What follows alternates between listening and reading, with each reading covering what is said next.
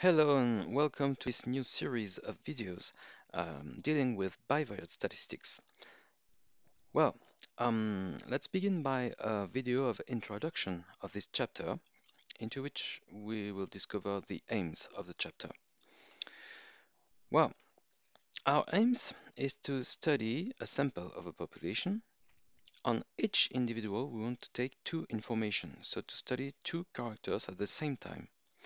And it could be, for example, the expense and the revenue, which means for a company, its expense in advertising and then the revenue for the 3 months that follows. For example, we think that there is a link between both, okay? That the revenue depends on the expense. Of course, it doesn't depend only on the expense in advertising, but it can be or it can exist a link between them, a certain relationship. Let's have some values, make our survey or study, and obtain a pair XY for each company that has been studied. And let's take an example of 14 companies. Each one of them will be represented on the graph by a point. So here it just appeared in red. Its abscissa is the expense of the company and its ordinate, its revenue. For another company, there will be another expense, so another value, and another revenue, and so on. 5, 6, 7, 8, 9, 10, 11, 12, 13, 14. Okay, we've got our 14 companies represented graphically, and then the first question that can be asked is this point cloud gather at random, or does it show some shape? Okay, so you can see an elongated shape appear here, and then your 14 points don't seem to be gathered at random. There is some trend, and indeed you can expect that with a higher expense, you can expect a higher revenue. Okay, it's globally seen here thanks to the point cloud, but it doesn't mean that from one company to one other, if X increases, it makes Y increases. That's not true.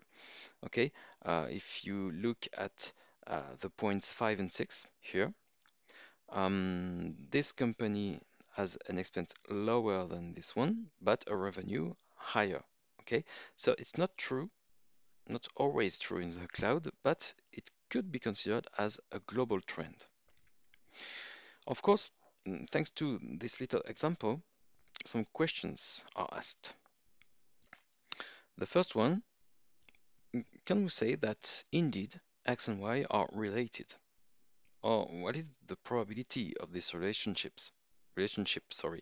Um, which can be considered, sorry, um, by a test. Okay, there exists at least one test, and the one that will be seen in the chapter is the chi-square independence testing.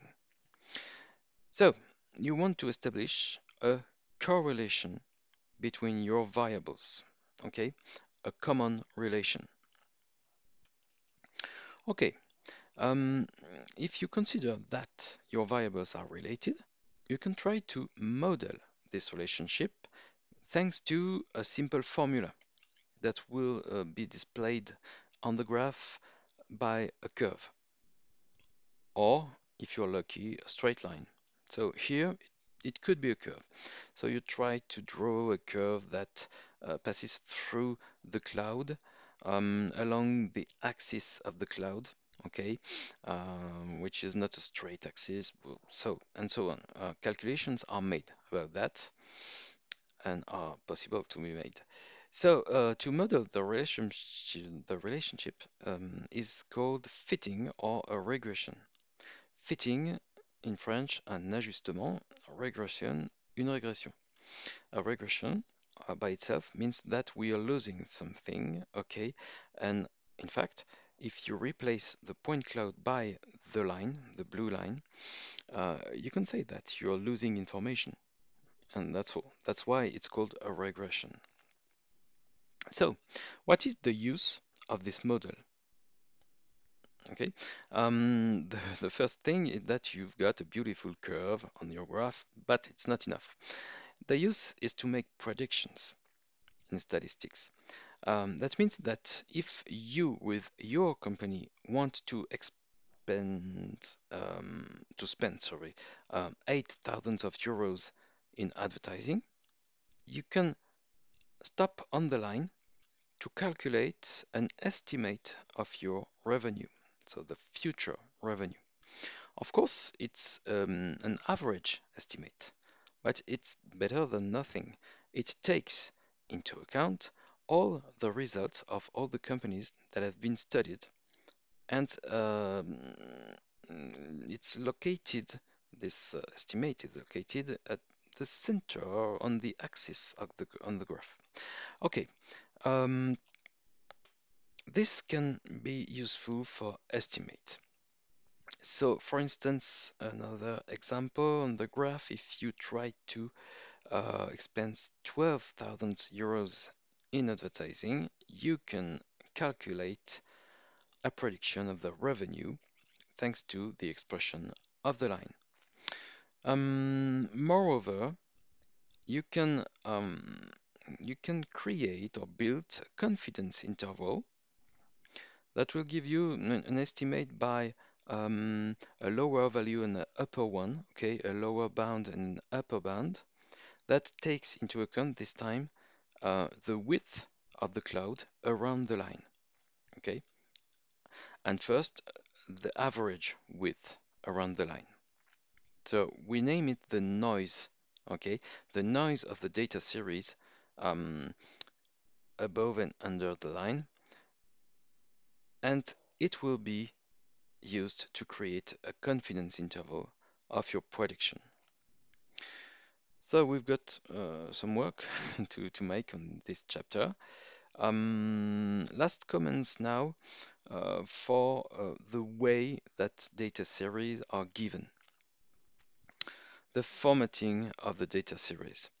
You've got two different formattings, okay, that are possible. List series that show values of x and values of y in parallel in a chart, okay. So you've got two columns, and each row of the chart corresponds to one individual with its couple xy. So here I took the example of the amount of fertilizer, okay, that has been spread on plots in agriculture, and on the right, the harvested production. Okay, so we can guess that there is a link between the amount of fertilizer and the harvested production. We can model this link, maybe, thanks to a curve or a straight line, and make prediction. If we make the amount of fertilizer grow, for example, 250 or 300, maybe we can make a prediction of the harvested production, if everything goes the same way, of course. In list series, there is a special case, which is time series. If you denote the evolution of a value in time, you can create a list series and treat it, deal with it with the tools of bivariate statistics. Time will become one of the variables, let's say the first one, and the value that you want to follow, let's say an expense, corresponds to the second variable. Again, you will obtain a point cloud. Okay, but in some situations, which are numerous situations, the size of the sample is big, and so the set of the values of x and the set of the values of y is are very wide. Okay, there are several values and a large number of values. This time in statistics, we sometimes prefer to put them in intervals, okay, in class, And class for X, class for Y, and we want to cross classes. So let's take an example. This time we've got to make a contingency table by crossing different possible values of X with different possible values of Y. So here I didn't write the intervals, but I only mentioned the central values of the intervals. So that's not very important. Let's say that people around 40 year old and which visual acuity is around 6/10 are 12. Okay, so in this table, in this chart, there are 12 people that are around 40 year old and around 6/10 of visual acuity. So in each crossing X, Y, you've got several individuals. This is a big difference compared to the first table or the first chart, for which each couple XY or each pair XY corresponds to one individual. Okay, so you must have a third list of information. The first one being the values of X, the second one the values of Y, and the third one the list of frequencies. In a calculator, this data series must be translated or transformed in order to be entered into lists in the calculator. So there is a first work to be done in the calculator. Whereas for list series can be entered directly in the calculator in list 1, list 2, and so on. So it will be easier. In terms of graph, list series